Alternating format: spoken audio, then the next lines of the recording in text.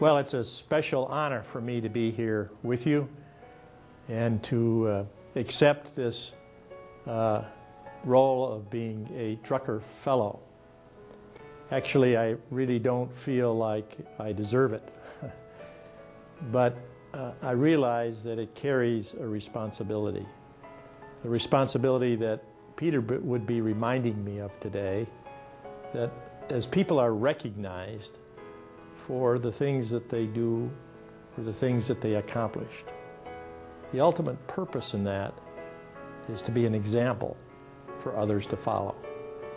And I trust that my time working with Chairman Shao and Bright China and others in China is to reflect Drucker principles in my life, but also to reflect a meaning and purpose in life that goes beyond just doing a task, but requires the investment of oneself in others.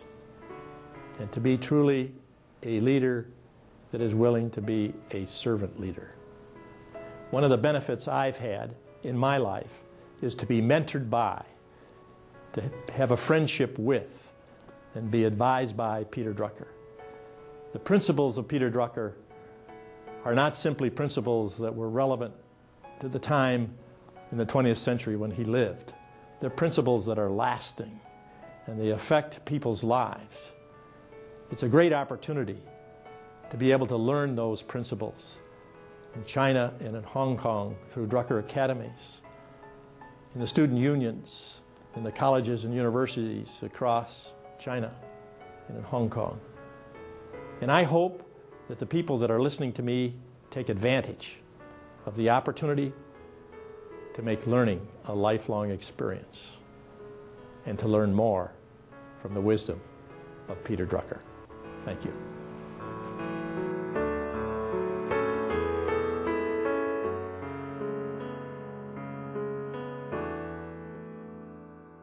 Being the first nominated Drucker Fellow, and how I feel is beyond words for me to express, to be the first of a train of living representatives of Drucker ideas, and I think it's more about Peter than it's about me. I'm a carrier.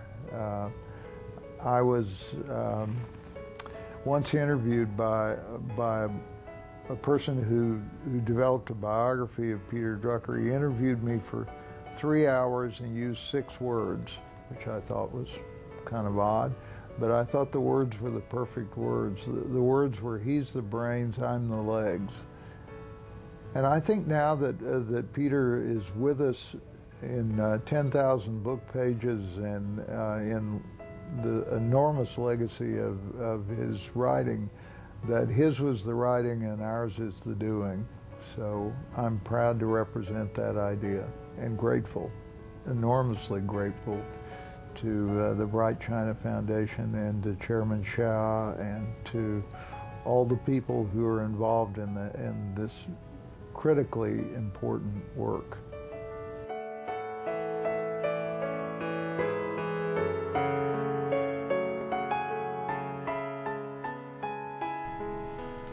It is a tremendous privilege, really a humbling privilege, to receive the honorary Peter F. Drucker Fellowship for the Peter F. Drucker Academy. There are others who I look up to, really, who I look to as mentors, who are also fellows. People like Francis Hesselbein, a great carrier of the Drucker legacy, an embodiment of the kind of leader that he would so love to see over and over in our world. And Bob Buford, who continues to make an impact on his leadership network and by carrying forth the Drucker ideas. And people like Bill Pollard and Rick Warren and A.G. Lafley, who demonstrated how powerful Drucker's ideas are in the actual building of a modern major global corporation. And so I feel, I guess, like a small carrier in that group. And I take from this the idea that what we are all to do is to carry forth that spirit of Peter's work, so that not only the teachings, not only the ideas, but really the philosophy behind it, the spirit behind it, the humanity behind it, is what really reaches out. Peter brought 4 very distinct approaches to his work. He always looked out the window to see what is really going on out in the world. He was deeply empirical to try to truly understand, not to just philosophize, but to really understand based upon empirical evidence, upon empirical change, to derive ideas, and therein lies much of their truth. He always started with the question of results, pointing out that good intentions are no excuse for incompetence. We must always achieve results, no matter how good our intentions. And he always asked very large questions, not little micro questions. He asked the big question, how to make society more productive and more humane. And finally, in everything that Peter did, he displayed in his own living and in his actual ideas and work a great abiding respect and concern and compassion ultimately for the individual. And yes, he wrote about societies, and he wrote about organizations, and he wrote about corporations, and he wrote about results. But in the end, he had great concern for the development of people. And in the end, it was about people, because people make organizations, and people make nations, people make societies, people make contributions.